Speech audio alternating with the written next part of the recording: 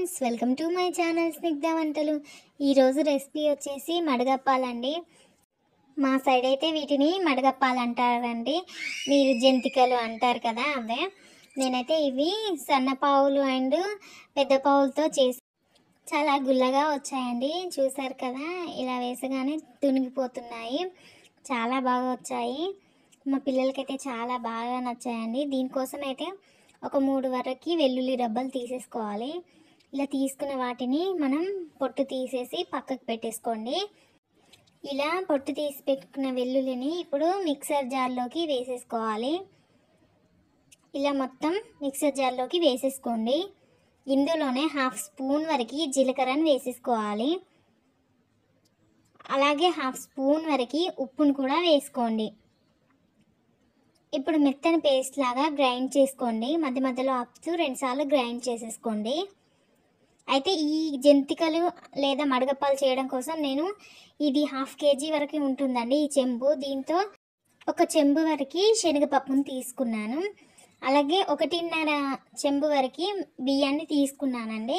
ఇది కరెక్ట్గా సరిపోతుంది. ఒకవేళ కేజీ చొప్పున తీసుకుంటే 1 kg పప్పుకి 1.5 kg వరకు బియ్యాన్ని వేసుకోండి, కరెక్ట్గా సరిపోతుంది. గ్లాస్ లేదా బౌల్ మీరు ఎందులో తీసుకున్నా కూడా 1 గ్లాస్ పప్పు తీసుకుంటే 1.5 గ్లాసుల వరకు బియ్యాన్ని తీసుకోండి. చూడండి, పిండి అనేది ఇలా మెత్తగా పట్టించుకోండి. మీరే దగ్గరుండి పట్టించుకుంటే మెత్తగా పడతారు. ఇప్పుడు ఇలా మనం పట్టించుకున్న పిండిని ఒక బేసన్లోకి వేసేసుకోవాలి. ఇప్పుడు ఇందులోనే రుచికి సరిపడా ఉప్పును వేసుకోండి. నేనైతే 3 స్పూన్ల వరకు వేస్తున్నాను. మనకి పొడిపిండిలో సరిగ్గా తెలియదు కదండి, అందుకనే చూసి వేసుకోండి. నేనైతే 3 స్పూన్ల వరకు ఉప్పును వేసాను. మనం ఆల్రెడీ వెల్లుల్లి గ్రైండ్ చేసేటప్పుడు 1/2 స్పూన్ వేసాను కదా, అలాగే 3 స్పూన్ల వరకు కారాన్ని కూడా వేస్తున్నాను. కారం ఉప్పు అనేది మనకి ఈ మడుగుల్లో కరెక్ట్గా ఉంటే టేస్ట్ బాగుంటాయండి. కారాన్ని కూడా 3 స్పూన్ల వరకు అయితే వేస్తున్నాను. ఇప్పుడు ఇందులోనే కొంచెం పసుపును కూడా వేసుకోండి, ఒక 1/2 స్పూన్ వరకు. నేనైతే పసుపు వేయడం మర్చిపోయానండి, లాస్ట్లో వేసాను. ఇలా పిండికి కారం ఉప్పు మొత్తం పట్టేలాగా బాగా కలిపేసుకోండి.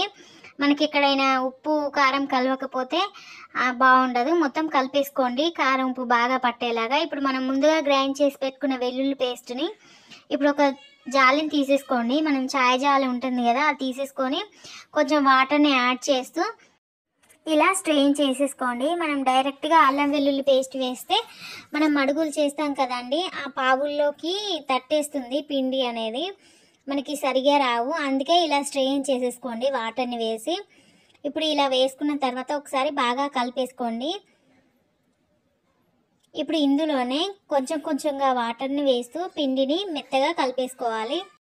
పిండిని గట్టిగా కాకుండా కొంచెం సాఫ్ట్గానే కలిపేసుకోండి. ఇలా బాగా కలిపేసుకోవాలి. ఇలా కలుపుకున్న పిండిని ఒక 1/2 అవర్ వరకు పక్కకు పెట్టేసుకోండి, కొంచెం మెత్తగా అయిపోతుంది. ఇప్పుడు స్టవ్ ఆన్ చేసుకొని ప్యాన్ పెట్టేసుకోండి. ఇప్పుడు ప్యాన్ హీట్ అయిన తర్వాత ఆయిల్ని వేసేసుకోవాలి. ఆయిల్ అనేది కొంచెం ఎక్కువగానే పడుతుందండి మనకి మడుగులకి. ఇలా ఆయిల్ వేసుకున్న తర్వాత బాగా హీట్ చేసేసుకోవాలి ఆయిల్. ఇప్పుడు ఈ మడగప్పాలు చేయడం కోసం నేనైతే 2 జల్లులు తీసుకుంటున్నాను. ఒకటి చిన్న పావులు, ఇంకొకటేమో పెద్ద పావులు. ఇలా హోల్స్ అనేది కొంచెం చిన్నగా ఉన్నది ఫస్ట్ తీసుకుంటున్నాను. ఇలా ఫిక్స్ చేసేసుకోవాలి. ఇప్పుడు మనం పిండిని కొంచెం వాటర్ వేసి మరొకసారి కలిపేసుకోండి. ఇలా కలుపుకోవడం వల్ల మనకి జంతికలు అనేది తొందరగా వచ్చేస్తాయి. ఇప్పుడు ఆయిల్లోకి వేసేసుకోవాలి. ఇలా డైరెక్ట్గానే ఆయిల్లో వేసేస్తున్నానండి. ఇవైతే మనం బూందీలోకి వేసుకుంటే చాలా బాగుంటాయి, అందుకే ఇలా పల్చగా వేస్తున్నాను. ఇలా వేసేసుకోవాలి. మనం చిన్న పావులతో వేసాం కదండి, తొందరగా ఫ్రై అవుతాయి, అచ్చం నూడిల్స్లా ఉంటాయి. ఇప్పుడు 1 సైడ్ కాలిన తర్వాత ఇంకో సైడ్ మెల్లగా టర్న్ చేసి కాల్చేసుకోండి. ఇలా మంచి కలర్లోకి వచ్చిన తర్వాత పక్కకు తీసేసుకోవాలి. ఇవైతే చాలా తొందరగా ఫ్రై అవుతాయండి, పల్చగా ఉన్నాయి కదా మడుగులు అనేది. ఇప్పుడు ఫ్రై అయిన వాటిని పక్కకు తీసేసుకోవాలి. ఇప్పుడు ఇది ఆయిల్ పీల్చేంత వరకు బయట పెట్టేసుకోండి. ఇప్పుడు అలాగే మిగతాది కూడా వేసుకుంటున్నాను. ఇలా 1 సైడ్ కాలిన తర్వాత దీన్ని కూడా ఇంకో సైడ్ టర్న్ చేసి కాల్చేసుకుంటున్నాను. ఇవైతే చాలా తొందరగా అయిపోయాయండి చేయడం, చాలా క్రిస్పీగా వచ్చాయండి ఇవైతే. ఇప్పుడు ఇలా చేసుకున్న వాటిని పక్కకు తీసేసుకుంటున్నాను. మీకు ఇదే వడగప్పాలి ఇంకొక విధంగా ఎలా చేయాలో కూడా చూపిస్తాను. ఇవైతే కొంతవరకు ఇలా చేసి పక్కకు పెట్టేసుకున్నాను. ఇప్పుడు పెద్ద పావులు చేయించేస్తున్నానండి. అవి కొన్ని చేసేసుకున్నాను. అలాగే ఇప్పుడు పెద్ద పావులది పెట్టేసుకుంటున్నాను. ఇలా ఫిక్స్ చేసుకున్న తర్వాత పిండిని పెట్టేసుకోవాలి. మనం ఎప్పుడు పిండి పెట్టినా కొంచెం పిండిని తడిపేసి పెట్టేసుకోండి. ఇలా పెద్ద పావులతో కూడా మడుగులు అనేది చేసేసుకుంటున్నాను. ఇది ఫ్రై అవ్వడానికి కొంచెం టైం పడుతుంది, ఎందుకంటే మనకి పావులు కొంచెం హోల్స్ పెద్దవిగా ఉన్నాయి కదా. వీటిని కూడా రెండో వైపు టర్న్ చేసి మంచి కలర్ వచ్చేంత వరకు ఫ్రై చేసుకోండి. మనం ఈ ప్రాసెస్ చేసేటప్పుడు మంటని హై ఫ్లేమ్లోనే పెట్టేసుకోండి. మీడియం ఫ్లేమ్లో పెడితే జంతికలు అనేది ఆయిల్ని పీల్చేస్తాయి, మనకి ఆయిలీగా ఉంటాయండి. అందుకనే మంటని హై ఫ్లేమ్లో పెట్టి చేసేసుకోవాలి. ఇలా చేసుకున్న వాటిని కాసేపు బయట ఉంచి ఇప్పుడు నేను ఒక గిన్నెలోకి వేసుకుంటున్నాను. అలాగే ఇంకో ప్రాసెస్ చూపిస్తానన్నాను కదండి. ఇప్పుడు మనం జల్లిగంట పైన ఇలా వేసేసుకోండి. మీకు డైరెక్ట్గా ఆయిల్లో వేయడం ఇబ్బందిగా ఉంటే ఇలా గరిటెపై వేసి కాల్చేసుకోండి. ఇలా అయితే సింపుల్గా ఉంటుంది. మీరు ఆయిల్లో వేసేటప్పుడు చేయి కాలిపోతుంది కదా, ఇలా అయితే ఈజీగా వేసేసుకోవచ్చు. ఇలా అన్నిటిని కూడా ఇలా గరిటెపై వేస్తూ కాల్చేసుకోండి. ఇలానే నేను సన్నపావులతో కూడా చేసుకున్నానండి. చాలా తొందరగా అయిపోతాయి ఇలా చేసుకోవడం వల్ల.